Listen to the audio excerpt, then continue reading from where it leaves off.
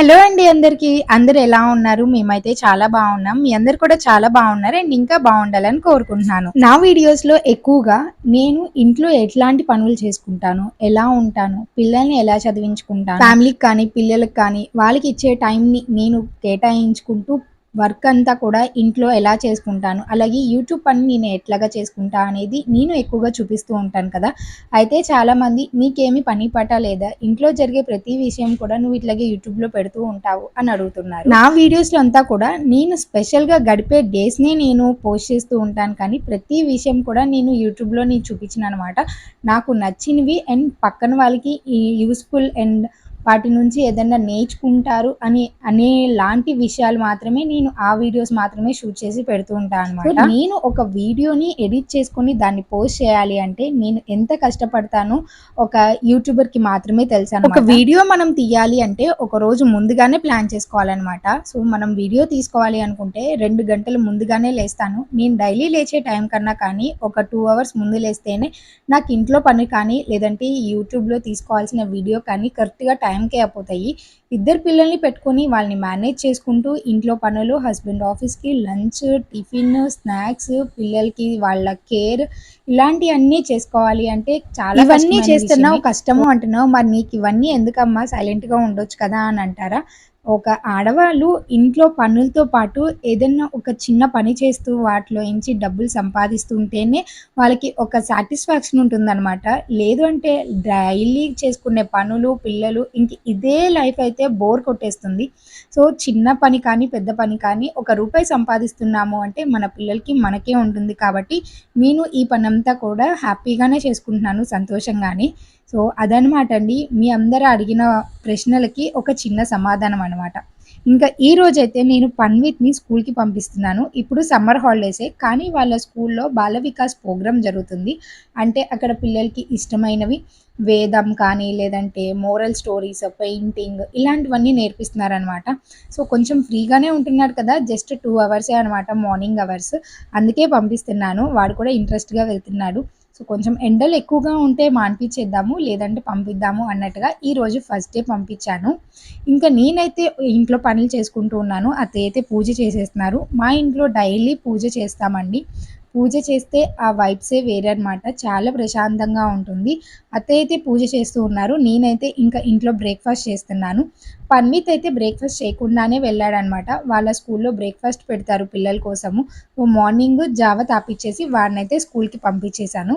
ఇంకా మా వారికి ఆఫీస్ టైమ్ అవుతుంది కాబట్టి తనకి ఇడ్లీ పెట్టేస్తున్నాను. ఇంట్లో ఆడవాళ్ళు ఎప్పుడూ నవ్వుతూ, ఆరోగ్యంగా, ఆనందంగా ఇంటిని చక్కగా చూసుకుంటూ ఉంటేనే రెస్పెక్ట్ ఇస్తారు. అది వర్కింగ్ వుమెన్ అయినా అయ్యుండొచ్చు, లేదంటే హౌస్ వైఫ్ అయినా అయ్యుండొచ్చు. ఇట్లాగా సంతోషంగా ఉంటేనే వాళ్ళకి రెస్పెక్ట్ అనమాట. అదే ఒక ఆడది 4 రోజులు ఫీవర్ వచ్చి 4 రోజులు ఒంట్లో బాలేక హాస్పిటల్‌కి, ఇంటికి ఇట్లాగ తిరుగుతూ ఉంటే 4 రోజులు కాకుంటే ఒక నెలైనా కానీ చక్కగా చూసుకుంటారు. అదే ఆడది నెల రోజులు కాదు ఒక సంవత్సరం, 2 సంవత్సరాలు అంతే ఒంట్లో బాలేక పద్దాకు ఏదో ఒక రోగం వస్తూ ఉంటే ఏమంటారు? "నువ్వు రోగిష్టి పద్దాక నీకు ఈ జ్వరాలేంటి" అని ఇసికించుకుంటారు కదా! మనం ఇంట్లో వాళ్ళకి బాలేనప్పుడు ఎటువంటి సేవలైతే చేసామో అవి మనకి చేయటానికి వాళ్ళు విసిగించుకుంటారు అని నాకు అనిపిస్తూ ఉంటుంది. నాకే కాదు ప్రతి ఇంట్లో కూడా ఇలాగే జరుగుతుంది.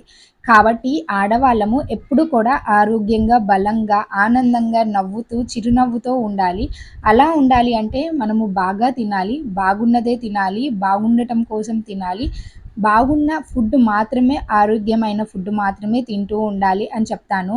అదేదో ఇంకా హెల్తీ ఫుడ్డే తినాలి, బయట ఫుడ్ తినకూడదు అన్నట్లుగా కాదు. మనం బాగుంటేనే అంటే ఇంట్లో ఆడవాళ్ళు బాగుంటేనే ఇల్లు బావుంటుంది. లేదంటే అల్లకల్లోలం జరిగిపోతుంది అని ప్రతి ఒక్కళ్ళకి తెలిసిన విషయమే. సో, ఆడవాళ్ళం చాలా జాగ్రత్తగా మంచి ఫుడ్ తింటూ ఎప్పుడూ ఆరోగ్యంగా ఉండాలని కోరుకుంటున్నాను. సో, అంతే ఆరోగ్యంగా ఉండటం కోసం ఇంకొక మంచి రెసిపీ ఇక్కడ నేను మీ అందరికీ చూపించబోతున్నాను. ఇది అందరికీ ఎంతో ఇష్టమైన కోడిగుడ్డుతో చూపిస్తున్నాను. కోడిగుడ్డు పొంగనాలు. ఇవి ఎట్లా చేసుకోవాలి అంటే ఒక గిన్నెలోకి కట్ చేసుకున్న ఉల్లిపాయలు, పచ్చిమిర్చి, అలాగే కొత్తిమీర, కరివేపాకు, ఉప్పు, కారం, అలాగే కొంచెం పసుపును వేసుకొని మిక్స్ చేసుకోవాలి. ఇంకా మీకు నచ్చితే క్యారెట్, బీట్రూట్ సన్నగా తురిమి కూడా వేసుకోవచ్చు. కొంచెం అల్లం వెల్లుల్లి పేస్ట్‌ని కూడా వేసుకొని బాగా మిక్స్ చేసుకోవాలి. ఇట్లాగా బాగా మిక్స్ చేసుకున్న తర్వాత మాత్రమే మనము కావాల్సినన్ని కోడిగుడ్లు. ఇక్కడైతే నేను 3 కోడిగుడ్లన్నీ పగలగొట్టేసి దీంట్లో యాడ్ చేసుకుంటున్నా అనమాట. ఇప్పుడు ఈ ఎగ్స్‌ని వేసుకున్న తర్వాత బాగా బీట్ చేసుకోవాలి. అప్పుడు మాత్రమే ఉప్పు, కారం ఈ ఎగ్‌కి బాగా పట్టి బాగా నురగొచ్చి మనము పొంగనాలు వేసుకున్నప్పుడు బాగా పొంగి టేస్టీగా ఉంటుందనమాట. అందుకే కొంచెం టైం పట్టినా కానీ ఇది బాగా బీట్ చేసుకోండి. ఇప్పుడు స్టవ్ మీద పొంగనాలు వేసుకునే ప్యాన్ పెట్టుకొని కొంచెం బాగా హీట్ అయిన తర్వాత ఇందులోకి ఆయిల్‌ని వడ్డించుకోండి. లైట్‌గా వేసుకుంటే సరిపోతుంది. ఇది బాగా వేడిగా ఉన్నప్పుడు మాత్రమే మొత్తం ఫుల్‌గా నింపేయకుండా 3/4 వరకు మనకి ఈ ఎగ్ బ్యాటర్‌ని వేసుకుంటే అది మనకి పొంగిపోయి ఫుల్‌గా అయిపోతుందనమాట. అందుకే కొంచెం కొంచెం వేసుకొని ఇది 2 వైపులా కూడా ఎర్రగా వేగేంత వరకు వెయిట్ చేయాలి. ఇదిగోండి మనం బాగా వేడిగా ఉన్నప్పుడు వేస్తే ఇట్లాగా నురగలాగా వచ్చి తొందరగా ఫ్రై అయిపోతుందనమాట. ఇట్లాగా కొంచెం కింద పార్ట్ అంతా కూడా హార్డ్‌గా అయిన తర్వాత ఇట్లాగా మనం స్పూన్ పెట్టి రివర్స్ చేస్తే ఈజీగా టర్న్ అయిపోతుంది. కొంచెం ఆయిల్ ఉంటే ఈజీగా వచ్చేసిద్దనమాట. ఇది నాన్ స్టిక్‌ది కాబట్టి ఇంకా ఈజీగా వస్తుంది. అదే ఐరన్ పాన్ అయితే వాడగా మనకి నున్నగా అవుతుంది కాబట్టి దాని మీద కూడా చాలా నీట్‌గా వస్తుంది. ఇట్లాగా 2 వైపులు కూడా బాగా తిప్పేసుకొని ఎర్రగా వేగిన తర్వాత తీసేసుకొని సర్వింగ్ చేసుకోవటమే. ఇట్లాగ ఒక టర్న్ అయిపోయిన తర్వాత రెండో బ్యాచ్‌ని కూడా వేసేసి ఇట్లాగా ఎర్రగా వేగిన తర్వాత తీసుకొని ఇంకా వేడిగా సర్వింగ్ చేసుకోవటమే. కొంచెం పచ్చిమిర్చి, ఉప్పు, కారం తగ్గించుకొని వేసుకుంటే పిల్లలు కూడా ఇష్టంగా తింటారనమాట. సో, నేనైతే పిల్లల కోసం సెపరేట్‌గా అండ్ మా కోసం సెపరేట్‌గా బ్యాటర్‌ని మిక్స్ చేసుకొని వేసుకుంటాను. చాలా యమ్మీగా ఉంటుంది. చాలా టేస్టీగా ఉంటుంది. మా అందరికీ చాలా ఇష్టం. కొంచెం టమాటో సాస్ ఉంటే ఇంకా బావుంటుందనమాట. ఇంకా మేము స్నాక్స్ తినేసి కొంచెము రెస్ట్ తీసుకొని ఇంకా నైట్ అంటే ఈవినింగ్ 8కి అట్లాగా రెడీ అయిపోయి ఒక మ్యారేజ్ ఫంక్షన్‌కెళ్ళబోతున్నామనమాట. నేనైతే ఈ శారీ వేసుకున్నాను. ఇది కొంచెం డిఫరెంట్ కలర్ అనమాట. ఇట్లాగా గోల్డిష్ గ్రీన్ కలర్‌కి డార్క్ గ్రీన్ కలర్ బోర్డర్ వస్తుంది. ఇది మా బాబు బారసాలప్పుడు మా వారు తెచ్చారనమాట. చాలా లైట్ కలర్ కొంచెం ట్రెడిషనల్‌గా కూడా ఉంటుంది. మంచి వర్క్ ఏపిచ్చుకొని ఇట్లాగా పెయిర్ చేశాననమాట. చాలా డిఫరెంట్‌గా ఉంటుంది. చాలామంది అడిగారనమాట. ఈ శారీ ఎక్కడ తీసుకున్నావు అని. అంత డిఫరెంట్‌గా అండ్ అంత షైనింగ్‌గా ఉంటుంది. సో, ఇంకా నేనైతే ఇప్పుడు రెడీ అయిపోయి ఎక్కడికెళ్తున్నా అనుకుంటున్నారా? ఇప్పుడు నేను ఒక మ్యారేజ్ ఫంక్షన్‌కెళ్తున్నాననమాట. ఇప్పుడు ఈ పిలుపొచ్చేసి మా వదిన తరపు నుంచనమాట. మా వదిన వాళ్ళ అత్తయ్య గారు వాళ్ళ తరపు నుంచి. ఇంకా నైట్ కాబట్టి మా వారు వచ్చేసరికల్లా నేను నీట్‌గా చక్కగా రెడీ అయిపోయాను ప్రశాంతంగా. పిల్లల్ని తీసుకొని ఎళ్ళట్లేదు కాబట్టి వాళ్ళకి స్నానాలవి చేపిచ్చేసి ఫుడ్ అది పెట్టేశాను. ఇంకా నేను వచ్చిన తర్వాత లేట్ అయినా కానీ వాళ్ళు ఆడుకుంటూ ఉంటారు కదా అనేసి పెట్టేశా అనమాట. ఇప్పుడు మనం వెళ్తుంది లక్ష్మీపురంలో ఉన్న గార్డెన్స్ అంటే వెంకటేశ్వర స్వామి గుడి అనమాట. గార్డెన్స్‌లో ఉన్న వెంకటేశ్వర స్వామి గుడి. ఫస్ట్ మనము టెంపుల్‌కెళ్ళిపోయి అక్కడ దర్శనం చేసుకుంటున్నాము. ఇక్కడ టెంపుల్ చాలా బావుంటుందండి. ఇంతకుముందు మన వీడియోస్‌లో కూడా ఒకసారి చూపిచ్చాను. టెంపుల్ చాలా బావుంటుంది. మనం వెళ్ళేసరికల్లా అక్కడ ప్రోగ్రామ్ జరుగుతుందనమాట. ఒక 10 మినిట్స్ నుంచొని ఆ ప్రోగ్రామ్ చూసేసి ఇంక తర్వాత మనమైతే ఫంక్షన్‌కి వెళ్తున్నాము. ఇక్కడ మనకి వెంకటేశ్వర స్వామి గుడి పక్కనే వాళ్ళదే కళ్యాణ మండపం అనమాట. పక్కనే ఉంటుంది. సో, ఇదిగోండి ప్రోగ్రామ్ అయితే ఇలా జరుగుతుందనమాట. పైనంతా కూడా తాటాకు పందిరేశారు. ఈ ఎండాకాలం కోసం అనుకుంటా. సో, ఇక్కడ క్లాసికల్ ప్రోగ్రామ్ జరుగుతుంది. మనం కూర్చొని చూసేంత టైం లేదు కానీ జస్ట్ ఒక 5-10 మినిట్స్ అట్లాగా నుంచొని చూసేసి వచ్చేసాను. ఇంకా మనం ఫంక్షన్‌కెళ్తున్నామనమాట. ఇదిగోండి మనం చూసిన టెంపుల్ అయితే ఇదనమాట. మనం పైనుంచి చూసాము. ఇప్పుడు నేనున్నదేంటంటే ఫంక్షన్ హాల్. సో, పక్కనే ఉంటుంది.